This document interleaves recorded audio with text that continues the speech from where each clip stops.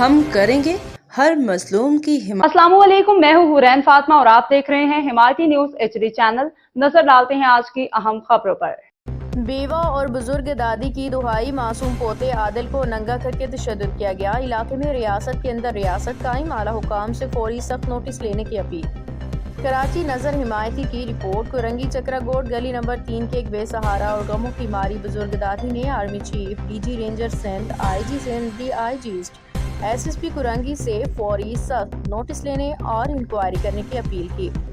خاتون نے کانپتی آواز، روتی آنکھوں، لرزتے دل کے ساتھ اپنے 16 سے 17 سالہ معصوم پوتے عادل ولد مرحوم مجید کی رہائی کے لیے درد سے بھری فریاد کی ہے، جسے ان کے مطابق ریاست کے اندر ریاست چلانے والے جوا سٹا مافیا نے ظلم و بربریت کی انتہا کر دی ہے۔ میرا سب کچھ لوٹ گیا، میرا پوتا بے قصور ہے۔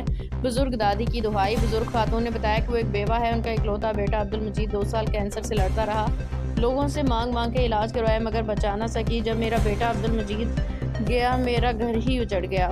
میرا واحد سہارا میرا پوتا عادل تھا، جس سے میں نے گود میں پالا۔ بہو دوسری شادی کر کے چلی گئی، میں اکیلی رہ گئی۔ بیوہ دادی ان ظالموں نے میرے پوتے کو زبردستی پکڑ کے کمرے میں لے گئے، ننگا کیا، باندھا اور اتنا تشدد کیا کہ میرا دل آج بھی کانپ رہا ہے۔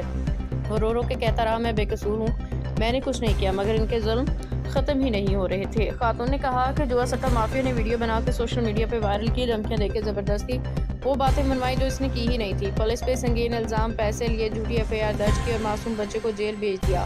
بزرگ دادی کے مطابق سٹا مافیا نے پولیس کو پیسے دے کے جھوٹی بے بنیاد FIR درج کروائی۔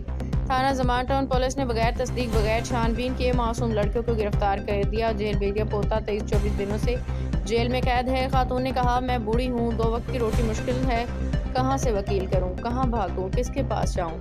علاقے میں ریاست کے اندر ریاست قائم، سٹا مافیا کے دہشت سے عوام خوفزدہ۔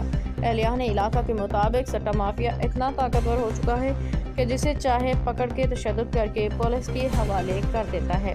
پولیس سے میری بھگت کے الزامات زبان زدی عام ہیں، عام لوگوں کی زندگیاں اجیرن کر دی گئی ہیں۔ بزرگ دادی نے کہا کہ یہ لوگ اپنے علاقے میں ریاست کے اندر ریاست بنا کے بیٹھے ہیں، خدا کے لیے ان کے ظلم کو روکیں۔ بزرگ دادی کی دہائی، اعلیٰ حکام رحم کریں، میرا پوتا بے قصور ہے۔ روتی ہوئی بوڑھی خاتون نے آخر میں فریاد کی، میری گزارش ہے رحم کریں، میرے پوتے کو رہا کریں، اس پہ جھوٹا الزام ہے، اس نے کچھ نہیں کیا، مجھے انصاف چاہیے ورنہ میں بھی مر جاؤں گی۔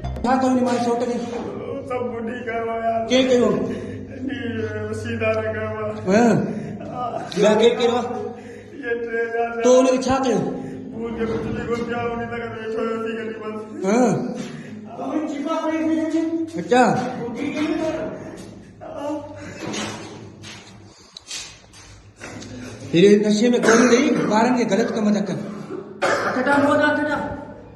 خبر رہیے ہر جگہ ہر وقت، جانیے ملکی و غیر ملکی حالات و واقعات یقین کے ساتھ۔